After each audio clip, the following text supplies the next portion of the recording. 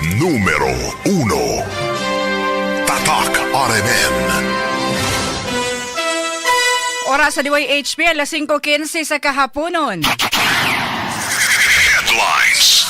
Uluhan sa ato mga balita, cash donation nga nahipo sa kagamhanan sa dakbayan sa Subo wa pa mahatag sa mga biktima sa linog sa Northern Cebu. Kapin sa 5,000 ka mga rehistral or nagrehistro sa COMELEC subay sa pagbalik na sa registration sa probinsya sa Sugbo. Samtang pagbalihin sa Babuyan o Manglitsunay sa barangay Mantuyong ngadto sa ilahang laing pang barangay Mandawe, gipangandama na. Samtang DPWH building sa Quezon City nasunog. Mga kato mga headlines.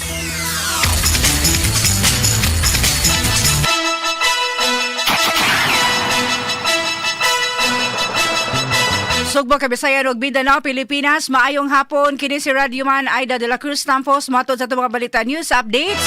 Adlaw karong Miyerkules, mga kasama, Oktobre 22, 2025. Kumusta niyong kahaponon karon? Nag-monitor sa ilang mga radyo. Mayong hapon ninyong tanan. Doon man sa digital platform, DYHP RMN Cebu Facebook page, YouTube channel, DYHP app. Asa man ka mo nahimutang. Naglanog-lanog ang DYHP, mga kasama. O ganyan na detalye sa ato mga balita. Ang cash donation nga nahipo sa kagamhanan sa dakbayan sa Sugbo. Wa pa mahatag ngadto sa mga biktima sa linog sa Northern Cebu. Kasama mo sa balita Radyoman, Elly, Bolonos. DYHP Tatak RMN Report.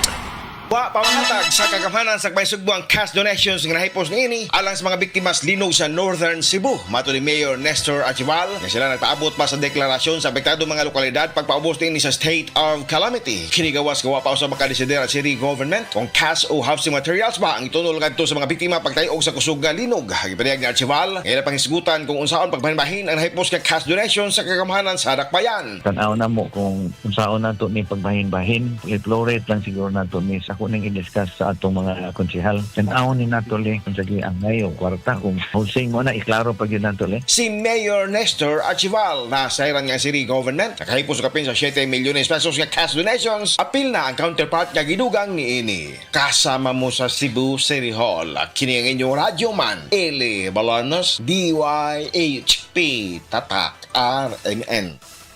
Sumo Nationwide. DYHP RMN Cebu, the official number 1. Radyomo Nationwide.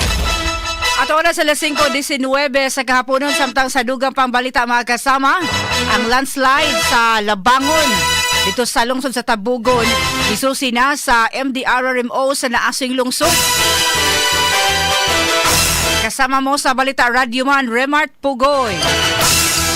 DYHP Tatak RMN Report. Kini nga balita hatod kanato sa Life Extension Vitamin D3. Sa detalye sa atong balita, gisusi na sa Tabugon Municipal Disaster Risk Reduction and Management Office kon MDRRMO ang kahimtang sa landslide nga nahitabo sa barangay Labangon lungsod sa Tabugon human sa miigo nga 6.9 magnitude nga linog sa Northern Cebu. Tungod sa maong landslide nahugno ang yuta gikan sa kabukiran og nitabon kini sa parte sa Ginbaliwan River. Base sa datos sa Tabugon MDRRMO, gibana-bana nga kapin sa 100 ka metro ang gilayon gikan sa taas paingon sa naasong sapa. Gikataho usab nga walay mga lumulupyo nga nagpuyo duol sa maong lugar ug nagpadayon na gihapon ang normal nga pag-agas sa sapa. Bisan pa niini gipahimungnuan gihapon sa LGU sa naasong lungsod ang publiko nga dili mo paduol sa naisgutang lugar tungod sa padayon nga mga aftershocks aron masiguro ang kaluwasan sa tanan. Kasama mo sa balita Radyoman Raymart Pogoy, DYHP Tatak RMN. DYHP una sa lahat. Traffic Update. Ato na nga ninawon karon tong kadalanan sa dakbayan sa Sugbo, asa man dapita karon, nakas nati og paghuot sa dagan sa trapiko. Radyoman Joseph Oskihano sa latest sa gawas nga bahin kasama JQ. Yes, salamat kasama Radyoman Aida no sa itong pag-anina doon sa gawas kabahid kay mga rasa sa kahapon ni Lingano ga Miyerkules sa itong unahon katong mga dagkong dara no.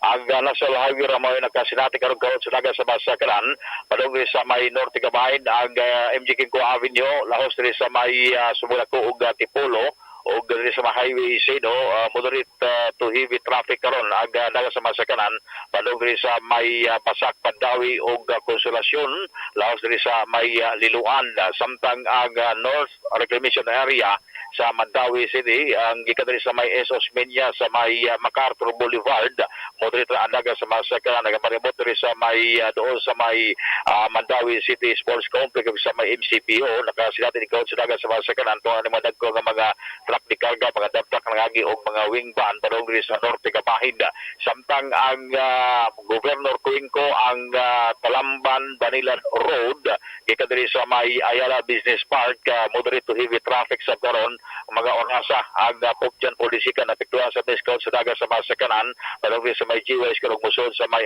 IT Park samtang ang Escario Cabarasa moderate ra daga sa masakanan gikan sa may Osmia Boulevard padung diri sa may Gordo Avenue o Escario Extension ang Gordo Avenue moderate sa bandaga sa masakanan o diri sa may Envilas moderate ra daga sa masakanan ingon man ang Osmia Boulevard gikan sa may Finti Rotonda Finti Osminia padung diri sa may Cebu Provincial Capital ang Osmia Boulevard gikan sa Finti padung diri sa may downtown area moderate ra ang daga sa masakanan pa na magandaan sa may downtown area sa Amning Colon, Legazpi, Pilay sa Mabini na utar daga sa masakanan tungod kay doon nagapoy pala ang mga gihimo nga mga night market sa mga gagmay mga negosyante sa pagmuntar sila mga store sa may Colon Street o Mabini Esquina Pilais o Esquina Legazpi samtang ang South Gabayan ang Enbakas ko na kamara sa monitoring sa Cebu City Transportation Office ang southbound no gikan sa may Enbakalso southbound terminal padung diri sa may flyover mamaling laos sa Basaka Pardo sa may Poblacion Pardo Bulaco Pardo nakasilata sa bikon sa dagat sa Maskagal padung diri sa tambayan sa Talisay ang SRP both side walay kabalakan ang dagat sa Maskagal gikan sa Talisay gikan sa may Plaza Independencia samtang daan sa may padung diri sa may SM Seaside moderate ang dagat sa masakanan ug habig diri sa may SRP ang Ifliamas ang Katipunan sa Albanor Extension sa Salvador Street sa Lapangon waray kabalakan karga bagorasa kay wa gyapoy face to face nga klase nga gihimo agad urban education dinhi sa Dakbayan Subo Metro Cebu gani pila sa mga probinsya kanang sa probinsya sa Subo. On sa patrol ako yung Radyoman Joseph Osgano DYHP RMN Radyo mo nationwide. DYHP RMN Cebu, the official #1. Radyo mo nationwide. At oras sa 5:25 na sa kahaponon, samtang sa lain pang balita pagbalhin sa babuyan o mga manglitsunay sa barangay Mantuyong at sa lain pang barangay Mandawi, ipangandama na kasama mo sa balita Radyoman Khen Galinea. DYHP RMN Report.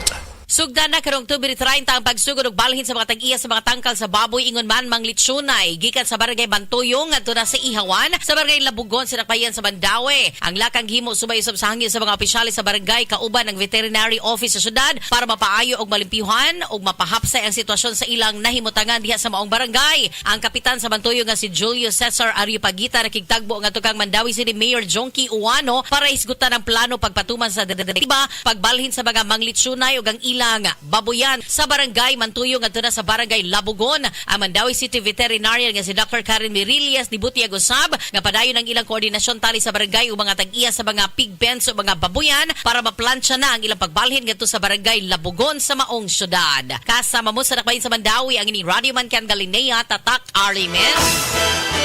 Radyo mo nationwide.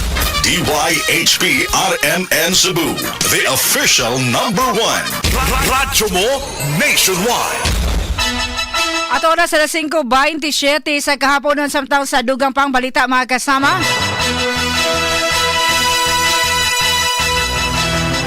Kapin sa 5,000 ka mga katauhan nakarehistro na sa COMELEC subay sa pagbalik na sa registration sa probinsya sa Sugbo. Kasama mo sa balita Radyoman Arvie Veloso. DYHP RMN Report.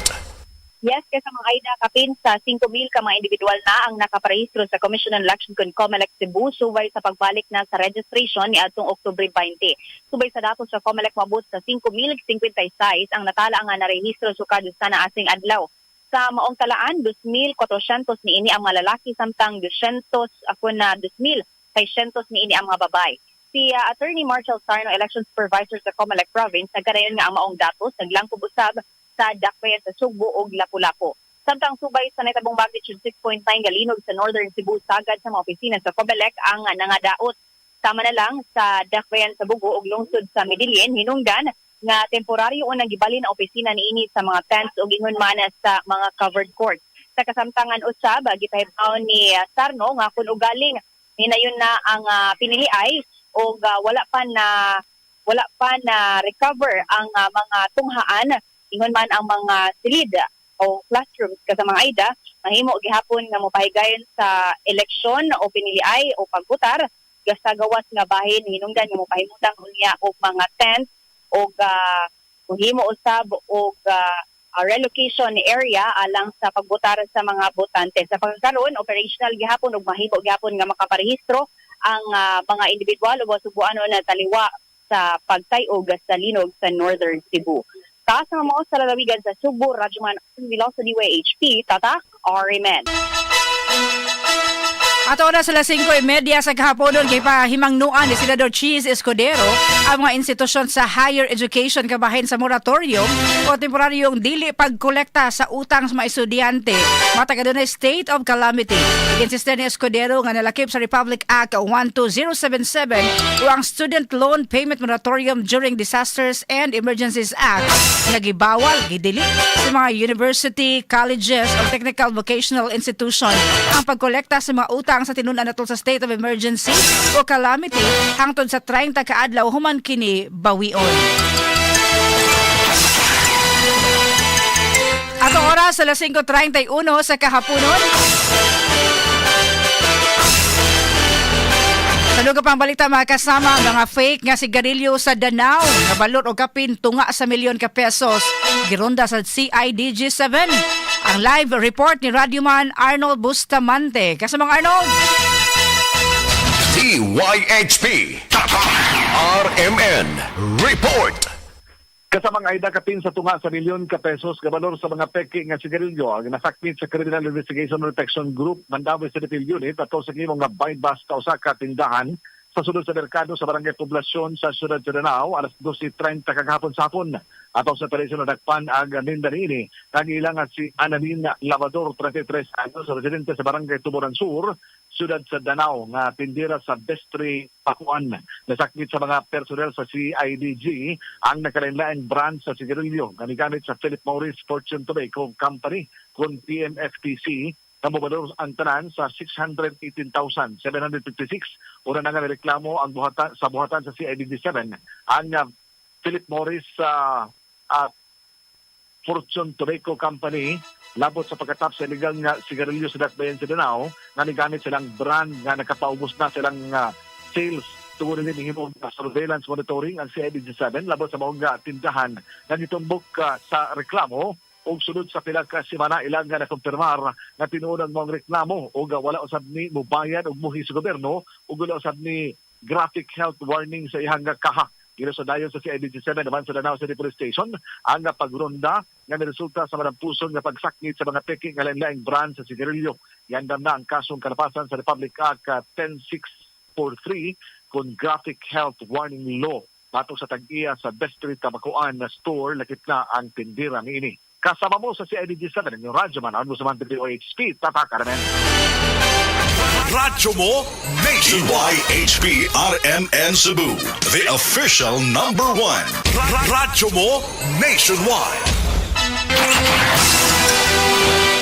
At oras sa 5:34 sa kahaponon, opisyal nang gipirmahan ang Memorandum of Agreement tali sa Bureau of Customs kan BOC o sa Land Transportation Office alang sa mas higpit nga proseso sa pagrehistro sa mga sakyanan. Mato ni Customs Commissioner Ariel F. Nepomuceno, katuyuan sa agreement nga mahimong transparent ug adunay integridad ug hugot nga kooperasyon sa duha ka ahensya nga mapatuman ang istriktong lagda sa customs sa guban pang regulation sa gobyerno. Nagtuo si Nepomuceno nga ang maong pagtirabangay sa BOC ug LTO masiguro nga matag proseso sa importation ug pagrehistro ni agi sa saktong proseso ug integridad. At oras sa 5:35 sa kahaponon, ikupermar sa DPWH nga wa importante mga dokumento nga lakip sa nasunog sa compound sa maong buhatan sa DPWH sa Quezon City. Base sa giluwatan nga pamahayag sa mga ahensya, ang nasunog nga building ni tumaw sa Bureau of Research and Standards ug wala maapektuhi ang mga dokumento ilabi na ang mga may kalabutan sa flood control scandal. Hinaot pa unta. Nasayran nga ang DPWH BRS may responsable sa paghimo og research, pagtuon, pilot testing ug paghimo og mga polisiya alang sa government infrastructure projects. Base sa inisyal nga investigasyon, nagsugod ang sunog dihang adunay nadunggan nga pagbuto sa usa ka computer unit sud sa Materials Testing Division sa DPWH Quezon City.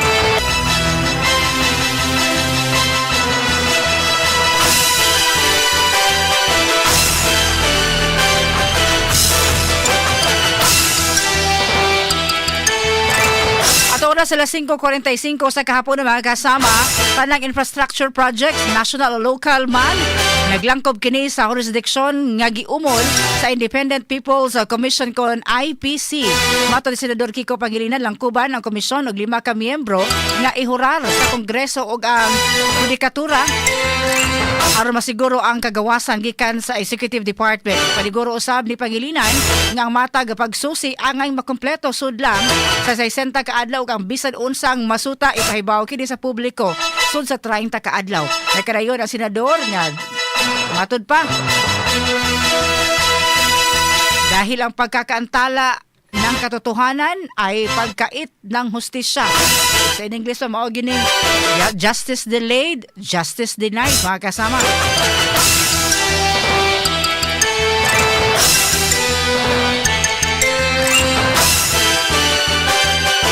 At oras sa 5:46 sa kahaponon, gianunsyo karon ni Lapu-Lapu City Mayor Maria Cynthia Cindy King Chan nga mohatag ang kagamhanan sa maong syudad og tag-usa ka milyon ka pesos nga financial assistance matag-usa ngadto sa 8 ka mga dapit nga labihang naapektuhan sa Northern Cebu nga mokabat sa kinatibuk-ang 8 milyones pesos.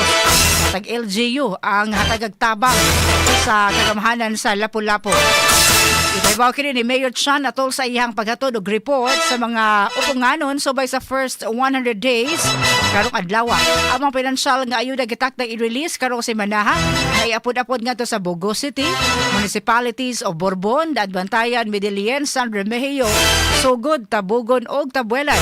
Gawas ni ini masigar usab sa Mayora ang gihimong paspas nga pag-abag sa Lapu-Lapu ngadto sa norte human miigo ang 6.9 magnitude nga linog sa maong habig sa Subo.